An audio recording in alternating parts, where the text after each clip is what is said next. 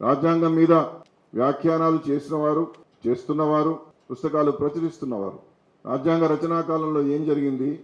అధికరణలను రాజ్యాంగంలో పొందుపరచడానికి ఏం చేశారు, అనేకమైనటువంటి కమిటీలు చెప్పినటువంటి అంశాలను ఏ విధంగా అందులో పొందుపరిచారు అనేటువంటి దాని మీద మనకు పుస్తకాలు దొరుకుతాయి. వాళ్ళంతా కూడా సమాజంలో చాలా గొప్ప రచయితలే కావచ్చు, కానీ ఒక బహుజన సిద్ధాంతకర్తగా రాజ్యాంగంలో బహుజనులకు సంబంధించినటువంటి అధికరణలు ఏమిటి, ఆ అధికరణలో ఏం చెప్పబడ్డది, ఆ అధికరణను మనం ఏ విధంగా ఉపయోగించుకోవాలని చెప్పి వారు బీసీ నోట్బుక్ పేరిట ప్రచురించినటువంటి ఆ రాజ్యాంగ వ్యాఖ్యాన గ్రంథం నిజంగా కూడా చాలా గొప్పది అనేటువంటి విషయాన్ని నేను మనస్ఫూర్తిగా వారితో పనిచేశాను కాబట్టి ఒప్పుకుంటున్నాను. ఆ విధంగా అనేక పుస్తకాలు, ఒకటి కాదు రెండు కాదు, వారు అమెరికా పోతే అమెరికాలో ఉన్న పుస్తకాలను చదివి అమెరికా నానమ్మ అని, అమెరికా అమ్మమ్మ అని, ఆ విధంగానే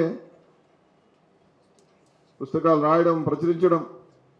తెలంగాణ రాష్ట్ర ఉద్యమం జరుగుతున్నప్పుడు నెలకొక పుస్తకం, తెలంగాణ తల్లికి సంబంధించినటువంటి ఆవిర్భావానికి సంబంధించినటువంటి కృషి, ఒక సిద్ధాంతాన్ని ప్రతిపాదించి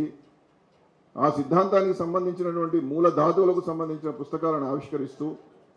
సమాజంలో ఒక చైతన్యం ప్రబోధించేటటువంటి దిశగా వారు చేసినటువంటి కృషి వారి పుస్తకాల్లో, వారి జీవితంలో, వారి నడవడికలో మనకు ఎప్పుడు కూడా కనిపిస్తుంది.